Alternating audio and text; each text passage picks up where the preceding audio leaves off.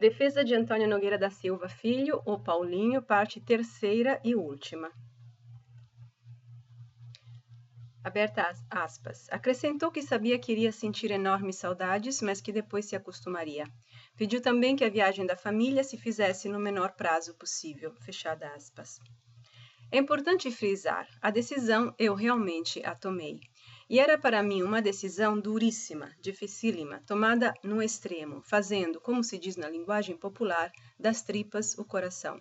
Era uma decisão realmente difícil e por isso, aberta aspas, pediu também que a viagem da família se fizesse no menor prazo possível, fechadas aspas. Era uma decisão tomada sacrificando totalmente os meus sentimentos para com a minha família. Por isso, eu tinha a necessidade absoluta, imperiosa, que o rompimento dos laços familiares se desse no menor prazo possível. Porque é duríssimo estar numa situação dessas, vivendo uma vida clandestina, com riscos diários, com a família num aparelho, com risco para os filhos e esposa, que nunca foi militante, e com crianças pequenas.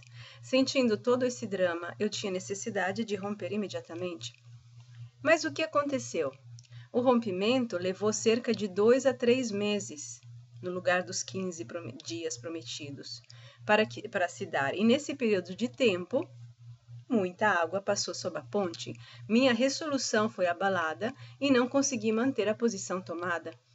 Para finalizar, quando a família partiu, eu não aguentei. Talvez me engane, mas acho que se na ocasião, num curto prazo de tempo, conforme me haviam dito, em cerca de 2 semanas nós conseguimos mandar sua família, minha família tivesse ido embora, eu teria possivelmente aguentado. É uma hipótese.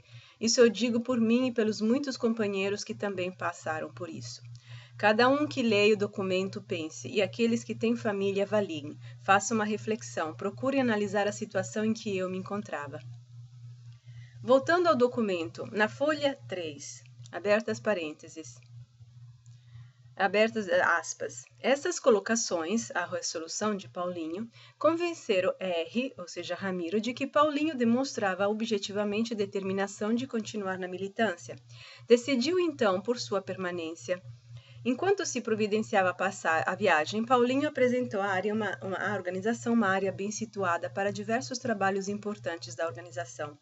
A organização considerou o local ideal e encarregou-se uma turma para realizar o trabalho. Quando se ultimavam os preparativos para a viagem da família e nos contatos com R, Paulinho manifestava-se vacilante e sem disposição de ir para o campo. A posição de R era de que, por razões de segurança, ele teria ido de qualquer jeito, nem que fosse para depois ser forçado a ficar, pois ninguém pode abandonar uma área para ele aberta quando ali ficam companheiros. Fechada aspas. Se nosso amigo R tivesse procurado uma outra alternativa, quem sabe eles estariam hoje na área, usando uma boa área. Aberta aspas. As discussões que se desenrolaram nesta época no comando mostram que neste nível já se tinha plena consciência de que Paulinho não reunia as mínimas condições para ser deslocado e realizar na área o trabalho do qual era encarregado. Fechada aspas. Se eles tinham então essa consciência, por que eles não estavam porque eles não estavam naquele deplorável estado psíquico que dizem que eu estava? Por que não procuraram uma solução para salvar a área? Aberta aspas. No entanto, a tarefa foi encaminhada com compras de viaturas, deslocamento de companheiros para que iriam viajar e etc. Fechada aspas. Bom, se apesar dos meus vacilos eles continuaram a manter a organização da transferência para a área, são também responsáveis pelo desfecho. Continuando a leitura, página 4. Aberta aspas. À medida que se aproximava a data de partida, Paulinho começou a adiar, protestando que não tinha recebido os mantimentos que estava encarregado de comprar. Chegou-se, todavia, ao momento em que não se podia, inclusive por razões de segurança, fechada aspas. Eu havia sido encarregado, em agosto de 69, de comprar uma série de mantimentos. Fazia essas compras em mais de um local, sendo que em um desses eu tinha interesses especiais porque havia possibilidade de comprar mantimentos muito específicos, como realmente cheguei a comprar. Por este motivo, em um determinado momento, apesar de mais adiante eles dizerem que eu não quis passar os contatos. Eu passei o contato de um dos locais que era desconhecido de muitos companheiros. Inclusive, um dos companheiros citado neste documento pode confirmar, porque sabe onde se pode comprar esses tais mantimentos muito especiais. O outro era um local em que eu poderia comprar mantimentos específicos que eu adquiriria lentamente para não despertar suspeitas. Após uma primeira compra que deu certo e tendo pago antecipadamente, como sempre fazia, uma segunda compra, o contato deste local não apareceu mais. Aí a coisa começou a complicar, mas eu não abandonei a compra por considerar que esse mantimento era importante para a organização. Continuei tentando contato com esse indivíduo, mesmo após meu desligamento da organização, apesar deles dizerem que eu punha os interesses pessoais acima da revolução, se é que se pode chamar de interesse pessoal manter-se junto da família. Então, sim, eu pus um interesse pessoal acima da revolução. Ainda que eu não tenha conseguido a separação da minha família, que tenha fraquejado na hora de me separar dela, eu nunca pus os outros interesses pessoais ou problemas pessoais acima da organização e muito menos acima da revolução. Porque ainda que eu tenha falhado, eu não abandonei nunca os trabalhos. Consegui muitas coisas, inclusive materiais que a organização na época não tinha. Como, por exemplo, as cédulas de identidade, das quais consegui centenas. Só não consegui finalizar todas as compras porque não encontrei mais a pessoa que devia me proteger e me entregar o final dos mantimentos. E cheguei a um ponto em que precisava ir embora. Inclusive já havia pedido contato com Moisés. Mesmo assim, eu tentei o máximo. Me arrisquei em contato com essa pessoa, que é o vendedor, porque ela morava numa zona muito policiada, quer fosse por rondas ou por policiais em momentos de folga ou em outros, entre aspas, trabalhos particulares. Enfim, uma zona policiadíssima. Eu frequentava muito essa zona, arrisquei sozinho diversas vezes, dezenas de vezes em locais perigosíssimos, onde a polícia dá batida frequentemente atrás de vadios de todas as espécies, maconheiros e prostitutas. Bom, vamos lá. Aberta aspas, encarregado da tarefa, chegando para os caminhamentos finais e sem contatos com a organização, encontrou um companheiro que lhe informou que Paulinho tinha lhe pedido o passaporte, aludindo que tinha as mesmas características físicas. Paulinho pedira inclusive que o caso não fosse revelado à organização, pois pretendia não mais se deslocar e viajar para o exterior. Fechada aspas. Bom, o companheiro em questão é o companheiro Monteiro, que era o único elemento legal em todo o grupo. Agora, quem me lê, que analise. Se eu tivesse intenções de fugir, não iria pedir um passaporte para um elemento da organização. É óbvio, é elementar. O que eu pretendia era não dar maiores trabalhos para a organização, porque eu sabia que iria dar uma confusão terrível. O pessoal iria alegar que não tinha o documento. Por isso, então, eu pretendia já tê-lo em mãos. Já havia tentado conseguir o passaporte antes. Entrei em contato com um desses vigaristas que vendem documentos, mas o caso não saía e eu vi que o cara estava me dando o cano. Procurei alguém da minha família, mas não tinha ninguém com a idade aproximada minha. Então, contatei o companheiro Monteiro. Já lhe expliquei minha situação e ele se dispôs a tirar o passaporte. Posteriormente, quando tornei a falar com Shizu Ozawa, chamado Paulo ou Mário Japa, o Monteiro estava junto e novamente afirmou que se dispunha a me dar o seu passaporte. Ele disse que mesmo que eu fosse preso no caminho, para ele não tinha importância, porque iria para o campo e pouco ligava se o nome dele caísse. Isso foi o que aconteceu. Essa história que eu teria pedido ao companheiro não revelar minhas intenções à organização é pura infantilidade, e eu seria verdadeiramente estúpido se fosse dizer a um companheiro que é membro fiel da organização para não revelar a minha intenção de fuga. Seria de uma estupidez muito grande, e eu, por felicidade minha, não sou tão estúpido assim, senão não teria conseguido fazer tanta coisa como eu fiz. Bem, continuemos. Abertas aspas, o encarregado P, no seu primeiro encontro com Paulinho, que foi casual, pois Paulinho faltara a todos os seus encontros com eles, fechada aspas. Bem, aqui é uma mentira simples. Não lembro como foi que eu e o companheiro P perdemos contato, mas como não consegui encontrá-lo, passei a ir ao ponto de emergência, onde o encontrei. E fique bem claro que fui eu quem o encontrei. O ponto de emergência era um cinema, e o companheiro P devia ficar num ponto visível, qual, por exemplo, a porta do cinema, porque, entre outras coisas, ele era legal e eu não. No lugar disso, ele estava nas imediações, do outro lado e um pouco mais para cima. Eu passava de automóvel, eu dirigindo esse veículo, quando vi o companheiro P. Então encostei o carro para pegá-lo. Se eu tivesse intenções de desaparecer, não iria passar pelo ponto de emergência, é elementar. E ainda que houvesse passado, digas assim, acidentalmente, não teria parado. Passaria e faria como quem não tivesse visto. É tudo mais do que evidente, é óbvio. Voltemos à página 3, onde saltei um parágrafo, 5º. Há aqui uma acusação de que eu furei o aparelho no qual estava, aparelho que o companheiro B pretendia usar para colocar armas de uma ação. Como já disse, encontrei casualmente o companheiro B, que é o Bacuri, após minha expulsão e lhe perguntei a respeito dessas acusações que tinham originado nele. O B me disse que não havia afirmado ter certeza de que eu tivesse furado o aparelho. Ele disse que escreveu que desconfiava, que tinha uma certa dúvida de que eu ou minha esposa tivéssemos talvez furado o aparelho. Ele desconfiava. Isso foi que ele afirmou ter escrito no documento encaminhado ao tribunal e sob pedido deste.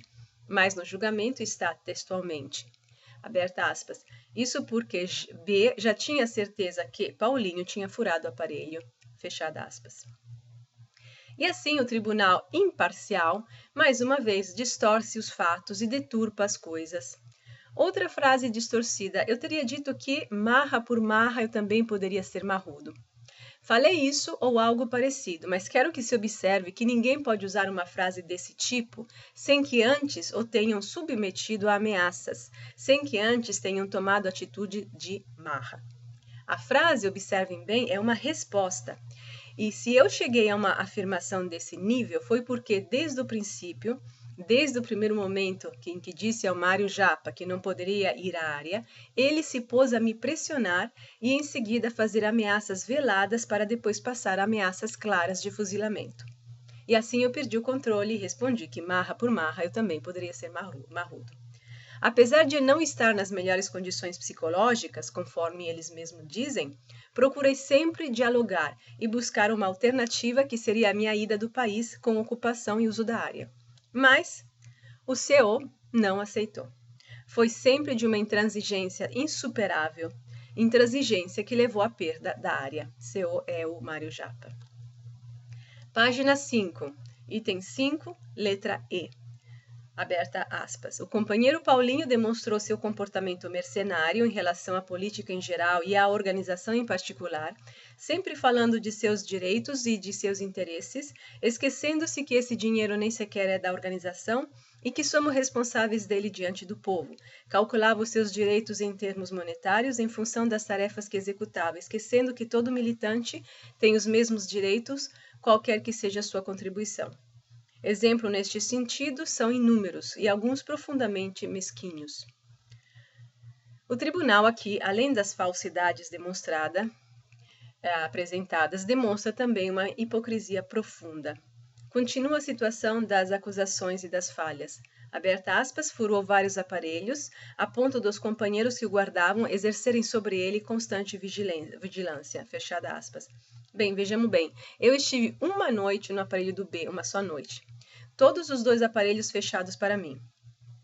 O aparelho da companheira, onde morei 2 meses e meio, era situado num bairro que eu desconhecia, tanto é que numa ocasião, após o aparelho ter sido abandonado, conversando com o Sérgio, que é o Cabo Mariani, comentei com ele que naqueles dias anteriores eu havia andado de carro pelo Ipiranga e que havia tido a impressão que fosse o bairro do aparelho da companheira. O Sérgio, que havia morado no mesmo aparelho e que sabia onde ficava, me respondeu que eu estava profundamente enganado, que não era lá. Agora, os meus distintos passam da difamação à difamação com caráter profundamente hipócrita, já que além de eu ter furado vários aparelhos, escrevem que eu, aberta aspas, exigia somas exorbitantes de dinheiro para si e sua família, vivendo sob pretexto de fachada, num lugar que não tinha paralelo com a situação de outros companheiros, fechada aspas. Bom, vejamos. A roupa que eu usava tinha comprado com o dinheiro que era meu, fruto do meu trabalho anterior à queda. Quando entrei para a organização, morava num apartamento cujo aluguel eu pagava, cujos móveis e tudo que continha tinha custado meu dinheiro. E esses móveis, como os que os viram podem confirmar, eram artigos muito modestos, de preço baratíssimo. Saí desse apartamento para morar numa casa que passou a ser aparelho da organização. Por razões pessoais, eu tinha interesse em mudar. Eu comentei comentei com alguns companheiros, e eles me disseram que eu era um indivíduo que, tendo família, com filhos pequenos, oferecia uma fachada muito boa para montar um aparelho, e me perguntaram se eu me dispunha a tal. Eu aceitei. A organização encontrou a casa e pagou a diferença do aluguel que eu podia pagar, ou seja, eu pagava 60%, a organização os 40% restantes. Nessa casa eu tinha os mesmos móveis e as mesmas coisas que estavam no aparelho. Seria esse o luxo em que eu vivia? Após a queda desse aparelho, eu vivia, além da fazenda onde passei de 30 a 40 dias, em aparelhos da organização, precisamente em 2. No aparelho da companheira, 2 meses e meio aproximadamente, e no aparelho do litoral, o kitnet do qual falei acima. Pergunto novamente, onde é que está o luxo em que eu vivia? Seria interessante que fossem mais explícitos, mas eles não têm intenções de serem explícitos, eles têm intenção simplesmente de pichar. Pois quem lê esse documento e nunca viu Paulinho, não conhece nada do Paulinho, nunca conversou com o Paulinho, a ideia que faz do Paulinho é simplesmente monstruosa. Aberta aspas. Continua a visitar os parentes, fechada aspas. Os parentes visitei 3 vezes, é verdade, e visitei porque analisei a situação e achei que tinha condições de visitá-los. Porque me desculpem, mas eu achei que tinha capacidade de avaliar, fazer o levantamento do local e saber se eu podia ir à casa ou não. Assim eu fiz e fui e voltei. Tanto voltei que estou aqui agora. Página 6, parágrafo 2º. Aberta aspas, mostrava as armas da organização agente de sua casa, mostrando seu funcionamento e jactando-se de sua posse. Fechada aspas. Jactando-se de sua posse. Vamos continuar com as frases hipócritas.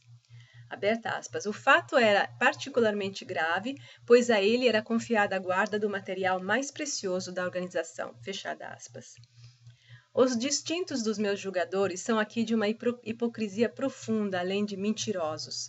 Após ler tamanho absurdo, não quis me fiar somente na minha memória e consultei as pessoas da minha família. Todas me disseram que não sabiam o que tinha nos guarda-roupas e armários. Algumas desconfiavam que havia qualquer coisa pesada, mas não sabiam o que era. Portanto, é mentira que eu me jactava e mostrava as armas às pessoas da minha família. Maria confirma. Antônio só mostrava as armas para os companheiros. Ninguém da família sabia o que tinha nos guarda-roupas e armários. O material sob minha custódia era precioso, sim. E eles deviam acrescentar também que este material vivia limpo e lubrificado, em perfeito estado de conservação e pronto para ser usado. Encontrava-se muito bem organizado muito melhor organizado de quando veio às minhas mãos. Especificamente, havia uma caixa com 6 ou 7 fals, para quem os acondicionou exagerou na graxa. Quando eu recebi, estavam todos lambuzados, mas não lubrificados, como haveriam de estar. Havia tanta ordem que existia até uma relação de estoque do material sob meus cuidados. É importante observar que são aqui tomados 2 pesos e 2 medidas diferentes. Pois bem, deixo uma pergunta final. O problema fundamental aqui se resume nisso. Eu arrumei uma área, foram encaminhados trabalhos para o uso da área, eu recuei. Eu sou responsável pelo recuo, mas eles reconhecem que eu estava em deplorável estado psíquico. Eu realmente não tinha condições de ir para a área. Então, eu causei um dano, mas quem perdeu a área foram eles. O dano real foi causado por mim ou pela incapacidade dos dirigentes da organização de encontrarem uma solução diante de um problema com que se defrontaram. Os homens confundem serem duros com serem inflexíveis. A vida de um guerrilheiro, de um revolucionário, não é moleza. É necessário realmente ser duro, mas essa dureza não pode jamais ser confundida com inflexibilidade cega. Dureza e inflexibilidade têm de ser racionais e não estúpidas. Nesse caso, a inflexibilidade foi estúpida, porque eles perderam a área que julgavam tão importante para a causa. Não a perderam por minha causa, mas pela burrice dele. Se eu ou um indivíduo qualquer recua, falha as expectativas de uma organização revolucionária, esta deve conseguir superar o empecilho criado pelo indivíduo para levar adiante seus objetivos, que são muito maiores. Assinado Antônio Nogueira da Silva Filho, o Paulinho, data agosto de 1970.